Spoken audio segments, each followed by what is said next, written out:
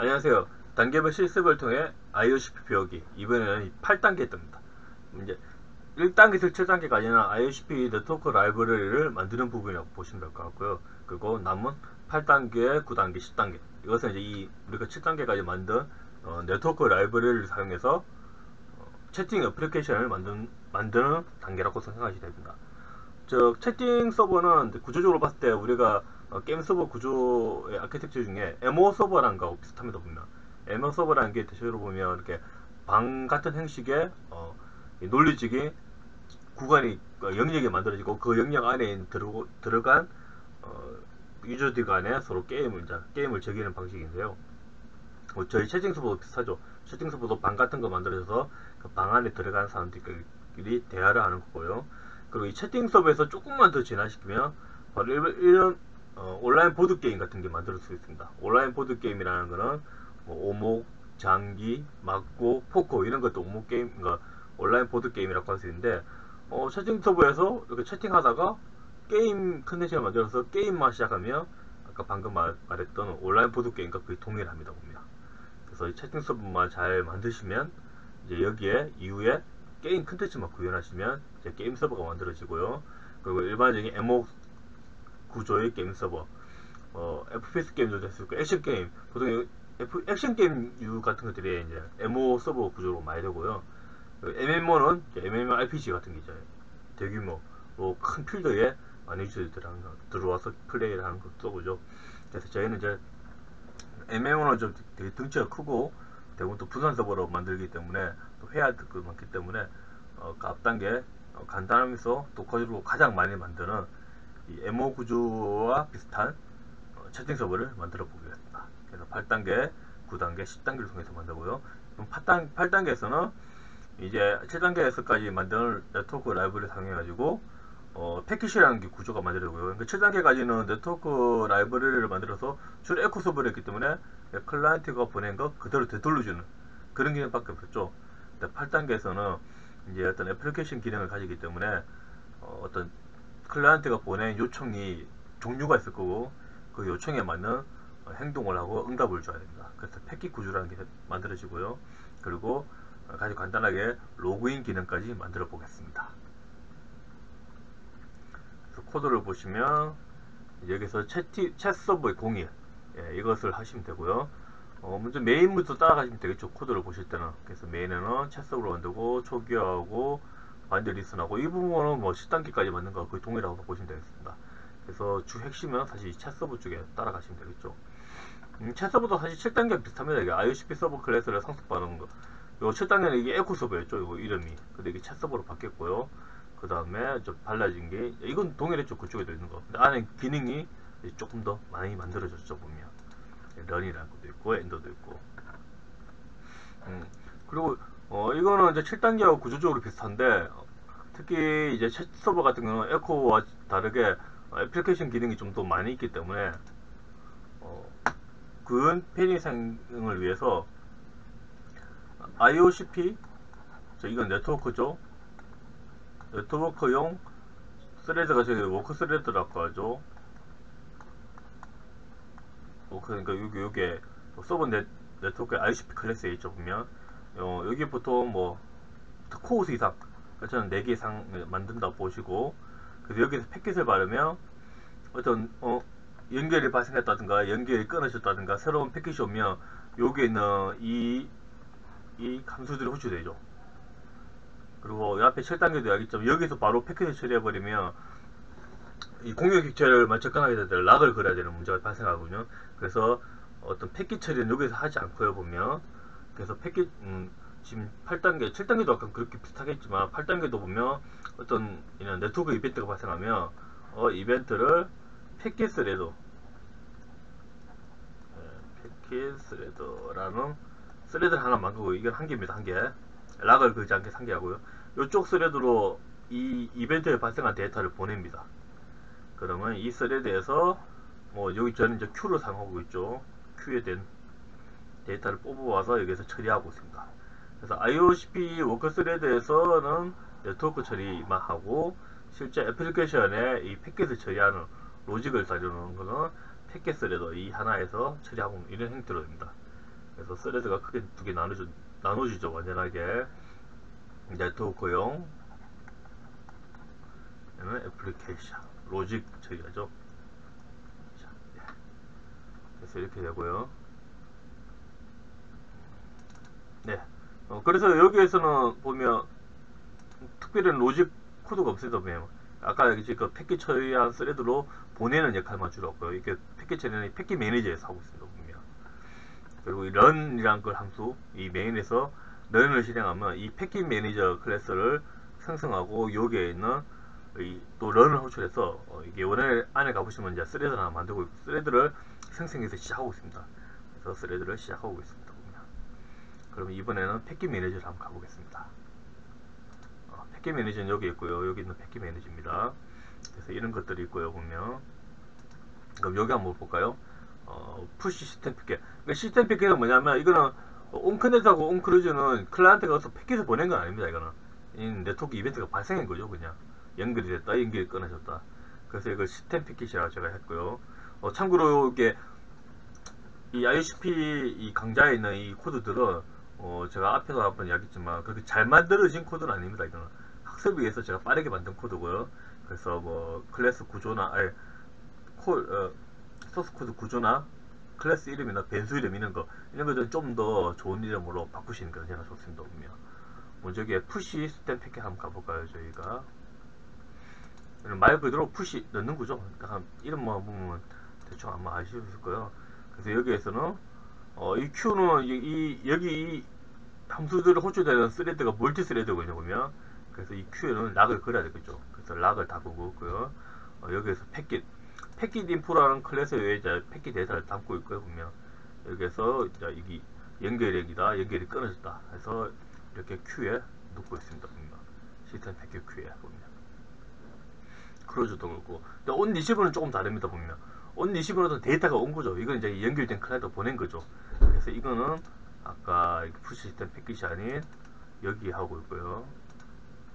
그래서 여기 보면 이렇게 하고 있습니다. 데이터를 있으면 그러니까 이 패킷을 누가 보낸지, 요청을 누가 보낸지를 알아내고 그 해당 객체의 데이터를 담고 그 다음에 큐에다가 이런 이벤트가 지금 발생했다, 리시브라는 게 발생했다는 걸 알려주고 있습니다. 보면 그래서 이것도 가보시면 NQ 이렇게 이걸 사용하고 있습니다. 리시브. 그래서 어떤 이 네트워크 이벤트는 푸시 시스템 패킷하고 그리고 리시브 패킷 데이터 이 두 개를 사용하고 있습니다. Q가 두 개로 나눠졌죠. 보면 사실 이게 그렇게 좋은 건 아닙니다. 사실 Q를 하나로 합칠 수도 있거든요. 보면 그래서 저는 합치는 걸 좀 더 추천해 드리고 싶습니다. 그리고 리시브 때 이거 조금 이제 이야기 필요할 것 같은데 참고로 저 보면 저희 객체가 보면 유저 객체라는 게 있습니다. 보면 이 유저 객체는 뭐냐면 어떤 이 온 커넥터가 발생할 때 이때 유저 매니저가 이 유저란 객체 풀로 가지고 있고요. 그래서 그 중에서 사용하지 않는 것을 이제 이거 할당하고 있고요. 그리고 사용하지 않는 거는 이 클라이언트 인덱스가 뭐냐면 이 네트워크에 있는 클라이언트 세션의 인덱스입니다. 그것도 클라이언트 세션 클라이언트도 그 네트워크에 정확하게 이거죠. 클라이언트 인포죠. 저는 이제 클라이언트 인포에 담아놨는데 이 객체를 지금 네트워크에서도 풀로 가지고 있거든요. 보면 그래서 연결이 끊어졌을 때 연결이 됐을 때는 이 풀 중에서 안 쓰고 있는 풀 두 가지 사용하고 연결이 끊어지면 그걸 다시 반환하겠죠. 보면 그래서 여기도 보면 클라이언트 인포에 보면 인덱스라는 게 있습니다. 보면 그래서 이 인덱스 여기 SD 클라이언트 인포 클래스에 할당된 인덱스 번호와 이 유저 매니저가 가지고 있는 유저의 요 인덱스가 1대1로 매칭된다고 보시면 될 것 같고요. 보면 그래서 새로운 연결이 발생하면 유저 매니저의 애드 유저라는 게 호출되고 요 클라이언트 인덱스가 아까 했듯이 이게 클라이언트 요 인덱스와 동일한 거 똑같은 값이라고 보시면 될 것 같고요. 그래서 여기에 있는 것을 할당해 줍니다. 그래서 객체를 사용하죠. 그러니까 아까도 지금 제가 이야기했지만 새로운 연결이 발생할 때 유저 매니저가 가지고 있는 유저 객체를 할당해 주고요. 그리고 이 인덱스 보면 둘 다 풀로 사용하기 때문에 풀 인덱스를, 그러니까 풀 객체를 사용하기 때문에 이미 객체는 만들어져 있죠. 이제 그걸 사용하냐 사용 안 하냐 그거만 왔다 갔다 해주는 거죠. 보면 그때 사용할 때 인덱스는 네트워크 쪽의 인덱스를 동일하게 같이 쓰고 있습니다. 그래서 이제 리시브 쪽이 좀 어떻게 바뀌냐면, 그래서 새로운 데이터가 왔다는 건 이미 연결이 된 거죠. 보면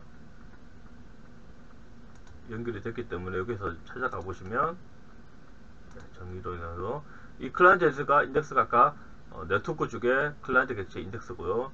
그 사이즈 이거 뒤에 데이터인데 받은 데이터죠. 보면 그래서 여기에서 조금 약간 헷갈릴 수 있는 게 이제 이 부분인데, 예, 잠시만요. 예. 여기서 받은 데이터를 어떤 특정한 하나의 공용 큐에 넣는 게 아니고 이 세션 유저별, 그러니까 세션별이라고 보기죠. 이 유저하고 네트워크 세션하고 1대1로 매칭되는 거니까 여기에 그러니까 그 각 네트워크 클라이언트와 연계된 유저 격체의 데이터를 담아 놓습니다. 보면 예, 패킷 데이터. 이 패킷 데이터 안에 가보시면 Q로 되어 있습니다. Q. 그래서 Q 안에 그냥 쓰기로 하고 있고요. 제가 이거 유저에 한번 가보겠습니다. 예, 요거 부분이죠. 그래서 링버퍼처럼 되어 있고요. 그 링버퍼에 그냥 데이터를 복사하고 있습니다. 보면 그래서 일단 이 링버퍼는 좀 크게 만들 거고요. 그래서 아주 특별한 경우가 아니면 아마 이것을 덮여 쓰는 경우는 없을 거고요. 그래서 빙글 쓰면서 하고 있습니다. 보면 예. 그래서 여기에 이렇게 이 클라이언트 인덱스, 네트워크 인덱스죠. 이게 결론적으로는 이 인덱스 객체 들고 와서 그 객체 버퍼에 저장하고 링크 버퍼에 저장하고 그리고 Q에 이제 알려주죠. 어떤 클라이언트의 요청이 들어왔는지. 요거 한번 찾아가 보시면 장기로 이동. 예, 이렇게 그냥 Q에 인덱스만 알려줍니다. 그 데이터는 유저 객체에 이미 들어왔고, 이거 줄게요. 예, 이 각 유저 객체에 각자, 그러니까 요청을, 그러니까 요청 데이터를 보낸 그 네트워크 리모트에 있는 유저를 가리키는 유저 객체 그 링버프에 데이터를 저장했고요. 근데 누가 보냈는지는 알려줘야 되겠죠. 이 패킷 처리할 때. 그래서 그거는 인커밍 패킷 유저 인덱스를 넣습니다. 그래서 이 번호에 넣으면 이제 이 DQ 패킷 데이터를 했을 때 현재 요청을 보낸 유저가 있는지 확인해보고 있으면 이게 이 큐에 MPT가 아니고 데이터가 있겠죠. 있으면 유저 인덱스를 뽑아내고 그럼 그 유저 인덱스 통해서 유저 객체를 알아내고 그리고 겟패키하면 아까 링버프에서 이제 처리해야 될 그 위치를 링버프기 때문에 가리키고 있거든요. 그래서 데이터를 뽑아내서 보내주고 있습니다. 그리고 패킷 매니저에서 좀 더 보면 이제 프로세서 패킷에 보면 그냥 너네 프로세서 패킷 보죠. 예, 그래서 여기에 통해서 이렇게 하고 그래서 처음에는 DQ 패킷, 그러니까 이미 연결이 된 유저가 보낸 패킷이 있는지 알아보고 있으면 처리하고 있고요. 그 다음에 또 시스템 패킷, 이거는 이제 네트워크 이벤트가 발생한 거죠. 그러니까 연결과 연결 종료 그런 게 발생하면서 그런 게 발생했던 게 있는지 알아보고 있으면 또 처리하고 있고. 그래서 프로세스 리시브 패킷, 이게 이제 저희 저번 패킷을 처리하고 사실 로직이 처리되는 부분이라고 보시면 될 것 같습니다. 보면 여기에 가보시면 이렇게 패킷 아이디 찾아서 그거에 관계된 그 객체를 할당했으면 그 객체를 호출해서 처리하고 있습니다. 보면 그리고 이 아까 이게 오노디도 맵이 되는데 오노디도 맵에 연결된 함수는 여기 보면 돼 있죠. 패킷 인덱스별로 이렇게 돼 있죠. 그래서 현재 저희는 이거는 이제 이거 한번 가보죠. 이건 새로운 연결 받대 이래가지고 아까 유저 매니저에서 연결하고 있고요. 새로 하나의 객체를 할당하고 있고 초기화를 해주고 있습니다. 연결이 끊어지면 다시 반환을 하고 있고요. 반환 또 사실 이게는 반환에 큰 의미 없죠. 그냥 인덱스 번호 클라이언트 쪽에 네트워크 쪽에 인덱스 번호 쓰기 때문에 약간 초기화 정도 해준다고 보시면 될 것 같습니다. 그래서 다시 와서 예, 그래서 패킷 처리하고 그 실질적인 로직은 이거죠. 프로세스 로그인. 그래서 이 패킷 아이디가 로그인이면 여기에 있는 ID 값 유지되고, 참고로 여기는 지금 9단계에서 레디스를 연동해가지고 이제 레디스를 통해서 로그인, 로그아웃을 이제 해볼 건데, 그러니까 레디스가 일종의 DB라고 생각하시면 될 것 같고요. 지금 8단계에서는 레디스 연동하지 않기 때문에 그냥 중복 정도만 체크하면, 그러니까 최대 접속자 수가 최대수를 넘어섰는지 아니면 중복인지 그것만 체크하고, 그게 아니면 다 성공으로 해주고 있습니다. 아주 간단하게 구현되어 있다고 보시면 됩니다. 그래서 8단계의 채팅 서버는 아주 간단한 기능, 로그인 기능만 주로 구현되어 있고요. 네트워크 라이브러리는 10단계에 있는 거 그대로 썼고, 그리고 전체적으로 페리케이션과 네트워크 라이브러리에 연관되는 구조, 상호작용하는 부분은 10단계만 거의 동일하게 되어 있습니다. 보면. 그래서 좀 특이한 부분은 이 패킷 매니저, 이 부분만 잘 보시면 될 것 같고요. 또 조금 주의할 게, 이렇게 큐를 두 개 가지고 있다. 그러니까 IOCP 요크는 멀티 스레드인데 거기서 패킷을 처리하면 국면 객체를 락을 그려야 되기 때문에 그 락을 안 그리기 위해서 저희는 패킷 처리는 이 패킷 매니저에서 만든 스레드, 그러니까 패킷 처리할 스레드 여기서만 처리할 예정이고요. 그래서 IOCP 쪽을 처리되는 워크 스레드에서는 이런 네트워크 이벤트, 연결이 됐다, 연결이 끊어졌다, 데이터 왔다를 그 이벤트를 큐에다 전달해주고 있고요. 보면 큐를 통해서. 그래서 이 패킷 매니저의 스레드에서는 두 개의 큐를 가지고 있습니다. 하나는 실제 데이터가 왔을 때 사용하는 큐, 또 하나는 네트워크 연결이 됐다, 연결이 끊어졌다, 그걸 처리하는 큐. 앞에도 있지만 이거 좀 수정만 나면 이거 솔직히 이 두 개를 하나로 합치는 게 제일 좋고요. 보면 그리고 뭐 이제 연결이 됐다, 연결이 끊어졌다, 이거는 그냥 인덱스 번호만 넣으면 되겠죠. 그냥 그 뭔지, 그러니까 어떤 이벤트인지만. 그래서 조금 다른 게 잠깐만요. 이게 챗 서버에 리시버 패키지 조금 다르죠. 이거는 이 클라이언트 아까 풀 유저 객체가 유저 매니저에서 풀로 가지고 있기 때문에 어떤 유저 객체를 연결된 클라이언트가 어떤 유저 객체를 쓸 건지 클라이언트 네트워크 클라이언트 인덱스의 인덱스 번호를 동일하게 같이 쓰고 있고요. 그래서 그 객체 안에서 그 객체는 링버프를 가지고 있는데 그냥 그 링버프에 받은 데이터를 그대로 저장해 놓고요. 그 누가 이제 데이터를 보내는지는 또 큐에 알려줍니다. 보면. 그래서 패킷을 처리할 때는 이 큐에 있는 것을 들고 빼내서 그에 맞는 처리를 해주면 되고요. 이 부분이 실질적으로도 패킷을 처리하는 부분이죠. 패킷을 처리하는 부분은 이렇게 패킷 함수 호출해서 처리하고 있습니다. 그리고 패킷도 되겠죠. 패킷은 로우 패킷 데이터를 해가지고 아까 서로 패킷 왔을 때 알려주는 그런 거고요. 보면. 그리고 패킷 인포는 이제 이렇게 받은 패킷 데이터를 넘길 때 그런 거고요. 보면. 패킷 아이디고요. 참고로 이거는 시스템이라서 이거는 이제 유저가 보내면 안 되죠. 보면. 그래서 유저가 어떤 요청을 보내는데 거기 11이니까 12면 이거면 절대 안 됩니다. 보면. 이거는 유저들이 절대 못 쓰는 거고요. 이건 시스템, 즉 서버 그 자신이 사용하는 거라고 보시면 될 것 같고요. 실제 클라이언트가 보낸 요청은 여기에 있는 패킷 아이디를 사용하고 있습니다. 그리고 이제 또 바이너리 방식 주고받기 때문에 이제 프로그램 페이스 구조체를 이제 1바이트 패킹으로 처리했고요. 그래서 이제 구현되지 9단계, 10단계에서 쓸 것들이 여기 이미 지금 정의되어 있고요. 보면. 그리고 클라이언트 쪽은 여기 코드 보시면 됩니다. 챗 클라이언트. 이제 클라이언트는 저 단넷으로 만들어져 있고요. 잠깐만요. 그렇죠. 이렇게 보시면 될 것 같고, 단넷으로 만들어져 있고, 이거는 제 유튜브에 보면 이 클라이언트를 제가 소개한 클라이언트가 있습니다. 영상이 있거든요. 보면 단넷용으로 C++ 서버와 통신하고 있는 단넷용 샘플 테스트 클라이언트를 어떻게 만들어져 있고 어떤 부분을 제가 봐야 되는지 제가 찍은 영상이 제 유튜브에 있으니까 거기서 다시 한번 참고해 보시면 좋을 것 같습니다. 그래서 이번 8단계에서는 실제적인 이제 네트워크 어플리케이션을 만드는 거고요. 아직 7단계까지는 약간 에코 기능만 됐기 때문에 주로 네트워크 라이브러리에 집중되어 있다고 보시면 될 것 같고, 돼 있고 8단계, 9단계, 10단계는 애플리케이션 쪽 구현에 집중되어 있다고 보시면 되겠습니다.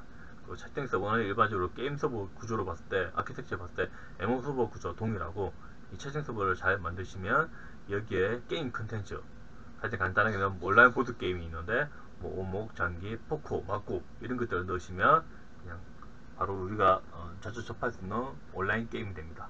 혹은 조금 더 클라이언트 기능을 좀 더 넣는다면 뭐 FPS 게임 넣을 수도 있고요. 액션 게임, 온라인 액션 게임 같은 것들을 여기에 넣을 수도 있습니다. 보면. 그리고 코드 볼 때는 체스보 쪽에 주로 이제 이 메인은 앞에 7단계가 동일하기 때문에 그걸 사실 안 보셔도 되고요. 여기에서 온커넥트, 온크루즈, 온리시브 같은 거 좀 보시고요. 이 함수도 따라가면 되겠죠. 보면 따라가시면 되고, 그리고 프로세스 티켓 여기에서 만약 스레드를 만들죠. 이게 로직 처리하는 스레드라고, 그러니까 패킷을 처리하는 로직 스레드라고 보시면 될 것 같고요. 그래서 이 부분만 잘 보시면 이 구조를 파악하시는 데는 크게 힘들지 않을 거라고 생각됩니다. 예. 그럼 이것으로 단계별 실생을 통해 ISP 배우기의 8단계 진정한 이제 애플리케이션, 소켓 애플리케이션을 만드는 거죠. 그것을 시작하게 됐기 때문에 그 코드를 잘 보시고 잘 이해하시고 잘 만들어 보시기 바랍니다. 예, 이것으로 마무리하겠습니다.